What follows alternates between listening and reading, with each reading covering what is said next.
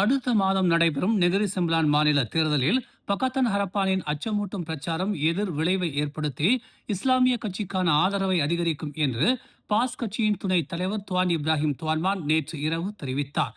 சீன வாக்காளர்களை அச்சுறுத்தும் முயற்சியில் பக்கத்தன் ஹரப்பான் பசுமை அலையை நிலைத்தன்மைக்கும் நல்லிணக்கத்திற்கும் ஒரு அச்சுறுத்தலாக சித்தரிப்பதாக துவான் இப்ராஹிம் சுட்டிக்காட்டினார். ஆனால் அவர்கள் சீன வாக்காளர்களை எவ்வளவு அதிகமாக அச்சுறுத்த முயற்சிக்கிறார்களோ அந்த அளவிற்கு சீன வாக்காளர்களால் நிராகரிக்கப்படுவார்கள் என்பதை வரலாறு நிரூபித்துள்ளது என்று நெகிரி செம்பிலானில் ஆகஸ்ட் 1 நடைபெறவிருக்கும் தேர்தலுக்கான பெரிகாத்தான் நேஷனலின் வேட்பாளர்களை அறிவிப்பதற்கு முன்பு அவர் இவ்வாறு தெரிவித்தார். இத்தகைய அச்சுறுத்தும் தந்திரங்கள் ஏற்கனவே ஜொகூர் மற்றும் சபாவில் டிஏபி கட்சியின் ஆதரவை இழக்க செய்துவிட்டதாக துவான் இப்ராஹிம் கூறினார். சபாவில் போட்டியிட்ட 8 இடங்களில் ஒன்றில் கூட வெற்றி பெற தவறியதால் டிஏபி கட்சி முற்றிலுமாக துடைத்தெறியப்பட்டது. ஜொகூர் தேர்தலில் போட்டியிட்ட 17 இடங்களில் 6இல் மட்டுமே அக்கட்சி வெற்றி பெற்றதுடன் அதன் 2 வலுவான கோட்டைகளையும் இழந்துள்ளது. இந்த முறை நெகிரி செம்பிலானில் டிஏபி தனது ஆதரவை இழக்கும் என்று அவர் சுட்டிக்காட்டினார். பாஸ் கட்சி மீதான தொடர்ச்சியான தாக்குதல்கள் நாடு முழுவதும் அக்கட்சியின் வளர்ந்து வரும் வேகத்தை மட்டுமே வலுப்படுத்தியுள்ளன என்றும் துவான் இப்ராஹிம் தெரிவித்தார். அலை என்று அழைக்கப்படுவது கட்சியின் பாரம்பரிய கோட்டைகளையும் தாண்டி பரவி உள்ளது என்று அவர் கூறினார். இன்றைய வாக்காளர்கள் நன்கு அறிந்தவர்களாக இருக்கிறார்கள் என்றும் அரசியல் விவரிப்புகளை தாங்களாகவே தீர்மானிக்க முடியும் என்றும் துவான் இப்ராஹிம் தெரிவித்தார். எனவே பாஸ் கட்சியை பலவிதமாக சித்தரித்து மக்களை பயமுறுத்த முயற்சிப்பதை நிறுத்துங்கள் என்று அவர் கேட்டுக்கொண்டார். பசுமை அலை எந்த ஒரு சமூகத்திற்கும் எதிரானது என்ற பரிந்துரைகளையும் அவர் நிராகரித்தார். இந்த அலை எந்த ஒரு இனம், மதம் அல்லது சமூகத்திற்கும் எதிரானது அல்ல. நாங்கள் எங்கள் மக்களை நேசிக்கிறோம், நாங்கள் எங்கள் நாட்டை நேசிக்கிறோம் என்று கூறினார். இந்த தேர்தல் பெரிகாத்தான் நேஷனல் கட்சிக்கு ஒரு முக்கியமான திருப்பு முனையாக அமையும் என்றும் அவர் நம்பிக்கை தெரிவித்தார்.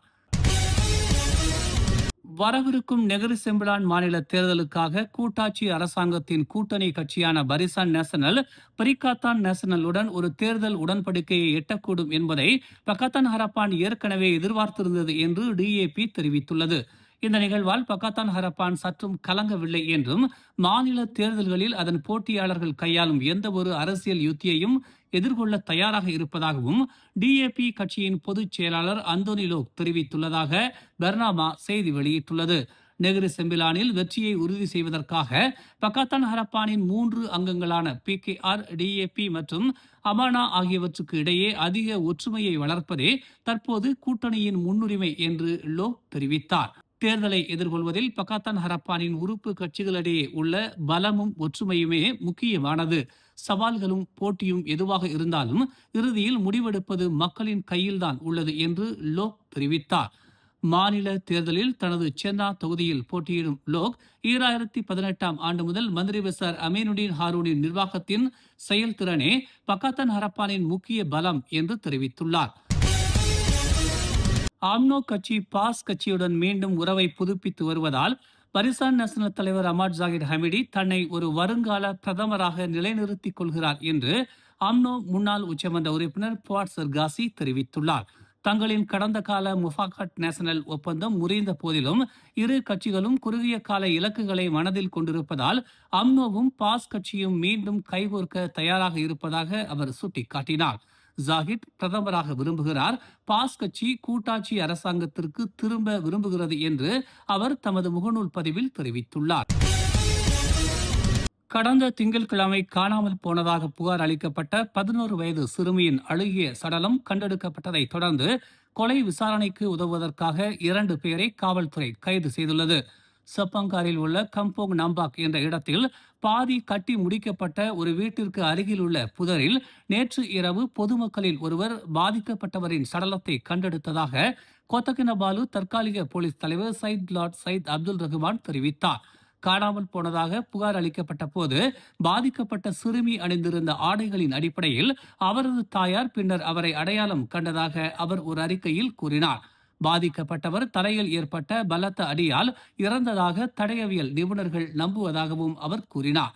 விசாரணையை தொடர்ந்து 39 மற்றும் 42 வயதுடைய 2 பேர் விசாரணைக்கு உதவுவதற்காக கைது செய்யப்பட்டனர். இருவரும் நாளை நீதிமன்ற காவலில் வைக்கப்படுவார்கள் என்று அப்துல் ரஹ்மான் கூறினார். காவல்துறை இந்த வழக்கை கொலை வழக்காக விசாரித்து வருகிறது. கொலைக்கான நோக்கம் இன்னும் விசாரணையில் உள்ளது. பர்னாமாவின் தகவலின்படி பாதிக்கப்பட்டவர் 11 வயதான நூர் ஜில்யா அப்துல்லா என்று தெரிவிக்கப்பட்டுள்ளது. கெடாவின் சுங்கைப்பட்டாணியில் உள்ள ஒரு ஜகாத் அலுவலகத்திற்கு வெளியே தனது தாயார் என நம்பப்படும் ஒரு வயதான பெண்ணை நேற்று தாக்கியதாக கூறப்படும் பாதுகாப்பு ஊழியர் ஒருவர் கைது செய்யப்பட்டுள்ளார். இருண்ட காணொளி ஒன்றில் அந்த நபர் ஒரு மோட்டார் சைக்கிளில் வந்து கூர்மையான ஆயுதம் என்று கூறப்படும் ஒன்றை ஏந்தியபடி அந்த வயதான பெண்ணின் தலை முக்காட்டை பிடித்து இழுத்து வாகனத்தில் ஏறுமாறு கட்டளை இடுவது பதிவாகி இருந்தது. 30 வயதுகளில் உள்ள அந்த நபர் விசாரணைக்கு உதவுவதற்காக கைது செய்யப்பட்டதாகவும் இச்சம்பவம் குறித்து மேலும் சாட்சிகளை தேடி வருவதாகவும் கொலமுடா காவல்துறை தலைவர் ஹன்யான் ரம்லான் தெரிவித்தார். தற்போதைக்கு எந்த வழக்கு பொருளையும் காவல்துறை கைப்பற்றவில்லை என்றும் குற்றவியல் மிரட்டல் பிரிவின் கீழ் தண்டனை சட்டத்தின் 506வது பிரிவின் கீழ் இச்சம்பவம் விசாரிக்கப்பட்டு வருவதாகவும் ஹன்யான் கூறினார். மேலும் செய்திகளை தெரிந்து கொள்ள தமிழ் மலர் இணையதளம், தமிழ் மலர் செயலி மற்றும் மலர் டிவி யூடியூப் சேனலை வலம் வாருங்கள். எங்களோடு இணைந்திருக்க மலர் டிவியை பதிவு செய்து கொள்ளுங்கள். உறவுகள் மகிழ்ந்திட விருப்பம் மற்றும் பகிர்வு சேவையை சொடுக்கிடுங்கள்.